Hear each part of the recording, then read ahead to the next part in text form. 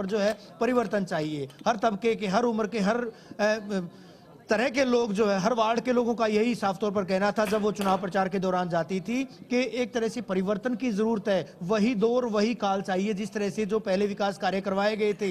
तो कहीं ना कहीं लोगों में इस बात को लेकर रोष भी था कि शहर में जो है विकास कार्य नहीं हो पाए थे। सड़कों की दशा की चाहे बात करें, गलियों की दशा की बात करें, पार्कों की दशा की बात करें, बेरोजगारी की बात करें या दूसरे तमाम मुद्दों की बात करें, उन मुद्दों को देखकर कहा जा रहा था कि कहीं ना कहीं, क्योंकि तमाम राजनीतिक दलों के द्वारा अपनी बातें कही गई थी, लेकिन जिस तरह का घोषणा पत्र अगर अंबाला के परिप्रेक्ष्य में बात की जाए, अंबाला नगर निगम के परिप्रेक्ष्य में अगर बात करें, हरियाणा जन चेतना पार्टी वी के द्वारा जो जारी किया गया था, कहीं ना कहीं लोगों को सीधे तौर पर उसने टच किया और उसी का परिणाम है कि पहली महिला मेयर के रूप में शक्ति रानी शर्मा बनकर यहां पर उभरी हैं, एक नई शक्ति के रूप में। आयुष जी बिल्कुल, एक नई शक्ति के तौर पर। और जिस तरीके से आप इस बात का जिक्र कर रहे थे रवि, बड़ी खबर यही है, विनोद शर्मा वहां पर पहुंच चुके हैं, पूर्व केंद्रीय मंत्री। तस्वीरें भी हमने आपको भी दिखाया कि किस तरीके से वो वहां पर पहुंचे हैं। जीत के लिए यहां पर जनता का धन्यवाद किया जाएगा, ये आपको एक बड़ी खबर बता रहे हैं। साथ ही साथ आपको यहाँ पर यह बताते चले, क्योंकि इस वक्त पूरे खेमे में खुशी की लहर देखने को मिल रही है।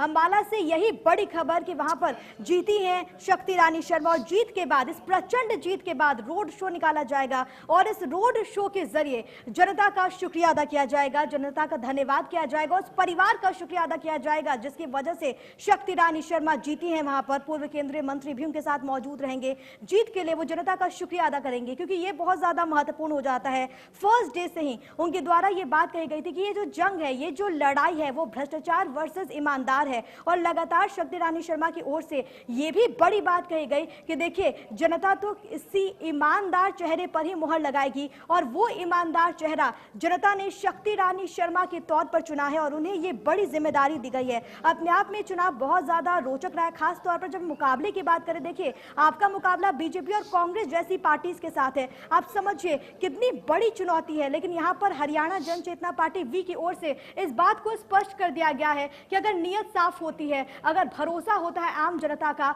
तो आप कुछ भी कर सकते हैं। और यही वजह है कि आज अंबाला को एक नई शक्ति मिली है शक्ति रानी शर्मा के जरिए, और इससे आने वाले दिनों में शहर का विकास हो। जिस भरोसे के साथ अंबाला की जनता ने, अंबाला की आवाम ने शक्ति रानी शर्मा को चुना है, वो उस भरोसे पर खरी उतरेंगे। ये बात उनके द्वारा पहले ही बात कही जा रही थी। उन्होंने कहा है कि जैसे ही हम जीत जाएंगे, हम फौरन 10 दिन के भीतर ही तमाम जो परेशानियां हैं जिससे अंबाला वासी दो चार होते हैं, उन समस्याओं को हम दूर करेंगे। एक बड़ी जिम्मेदारी की शुरुआत हुई है। लेकिन अंबाला के संदर्भ में बात कर ली जाए, यहां से एक नई कहानी की शुरुआत हुई है। अंबाला के विकास के लिए बहुत ज्यादा महत्वपूर्ण हो जाता है, क्योंकि अंबाला में वो तमाम सारी ऐसी चीजें हैं, लेकिन अभी भी जो मूलभूत सुविधाएं हैं, कहीं ना कहीं उससे बहुत सारे ऐसे क्षेत्र हैं जो कि वंचित हैं, जहां पर पक्की सड़कें नहीं हैं, बहुत सारी परेशानियां हैं, पार्क्स वहां पर अवेलेबल नहीं है, जिससे बच्चे बहुत ज्यादा परेशान होते हैं। कई जगहों पर हमने देखा कि दुर्दशा की ऐसी तस्वीरें निकलकर सामने आई जो कि तमाम तरह के सवालों को जन्म दे रही थी। खासतौर पर अगर हम बात करें, युवाओं की बात करें,